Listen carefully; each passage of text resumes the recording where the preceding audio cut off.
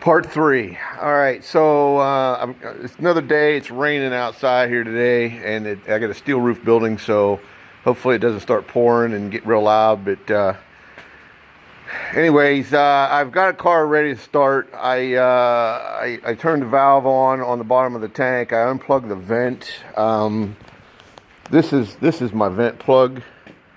It's a 3/8 bolt that I shove up in the hose, and I have this little yellow flag to remind me, because I can see it hanging down when I'm unloading the car, to try to help me remind me to take the vent plug out.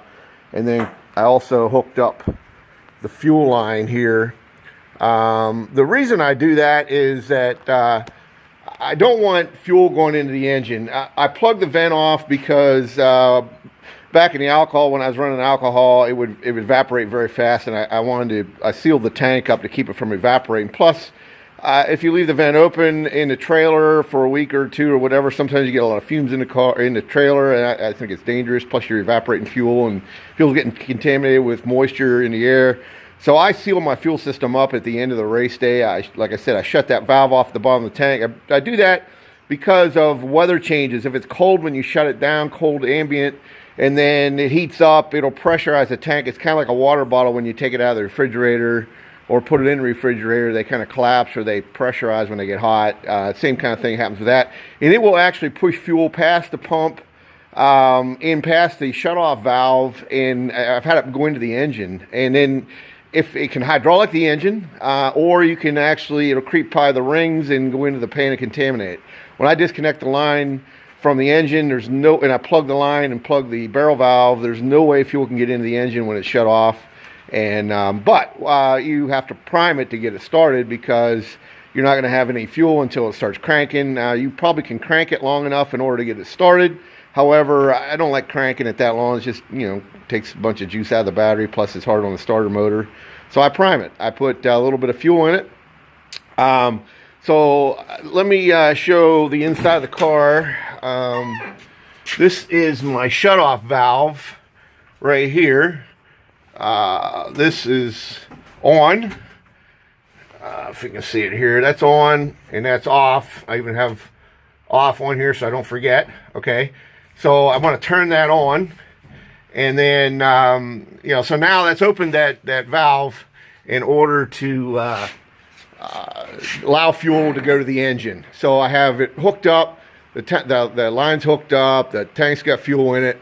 I've got the other thing you always want to do, and I've done this, that's why I laugh, is that you gotta, the balls that I had in here, you want to take those out, or if a cover or anything like that. Always remember to do that, because it won't start very good and it won't run when you do that, and it's a mess if you don't catch it right away.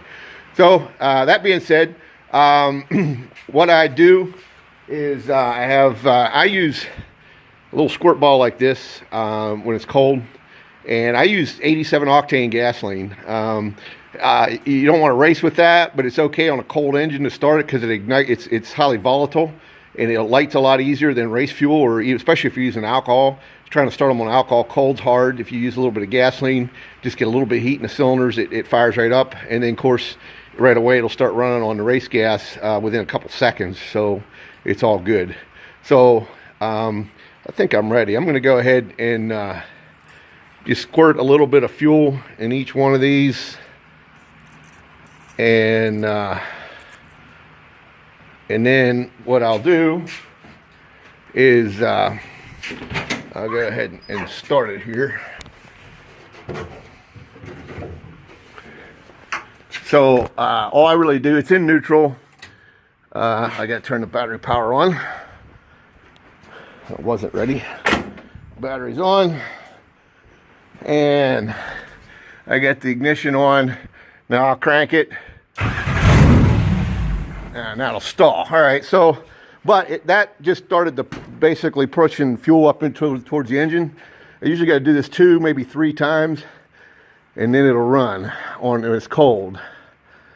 The other thing that's going to happen is I'll talk more about when I shut it down, when I'm going to restart it shortly. Hang on, let's start it.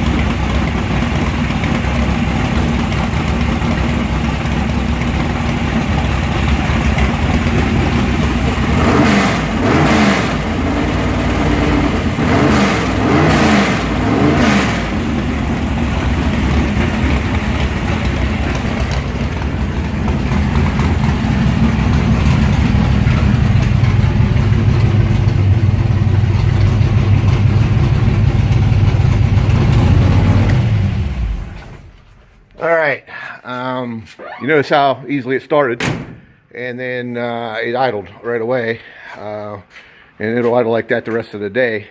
Now, you notice when I shut it off, I took and shut off the fuel lever here, and then immediately I reached up and shut the ignition off.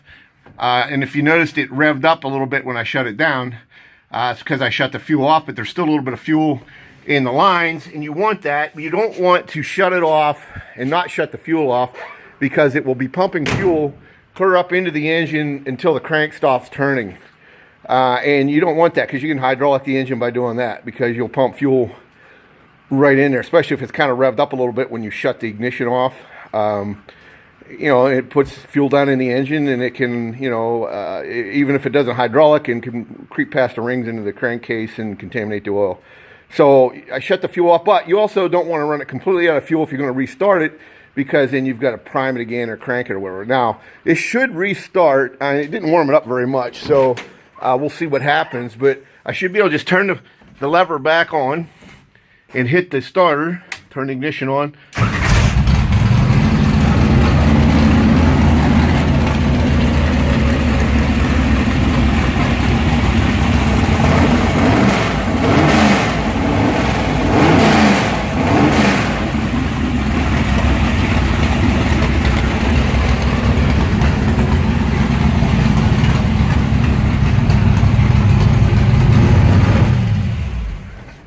All right, that's how it works.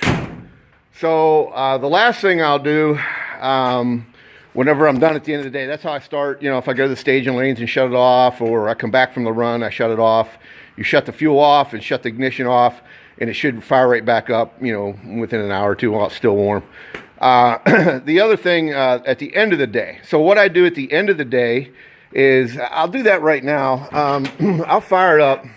And then what I'll do is I'll shut the fuel off and just leave it run, leave it idle until it runs completely out of fuel. And then after it shuts off, I will hit the starter again, and it'll usually fire right back up for another second or two and do that. I'll do that a couple times till it doesn't want to start anymore. That's basically sucks all the fuel out of the nozzles and the barrel valve and the line, top of that line. Then I can take that line off, plug it, and plug the tank, vent, and shut the tank off, and it's ready to go. There's no fuel in the engine. It won't get any fuel in the engine. And of course, I'll have to prime it again to get it started the next time. So anyhow, I'll start it back up.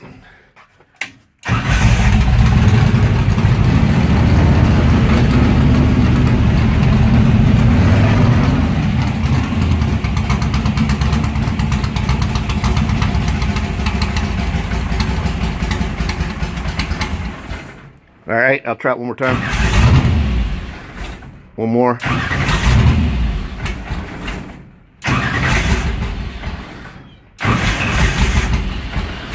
It's pretty much done. All right, so now I can shut the ignition off, and, you know, shut the car, the big battery cutoff switch off, and, you know, I'll put the covers back on the injectors, take the line off, do all that, and it'll be ready to run the next time I go to run it. Hope that helps, and if you got any questions, let me know. Thanks.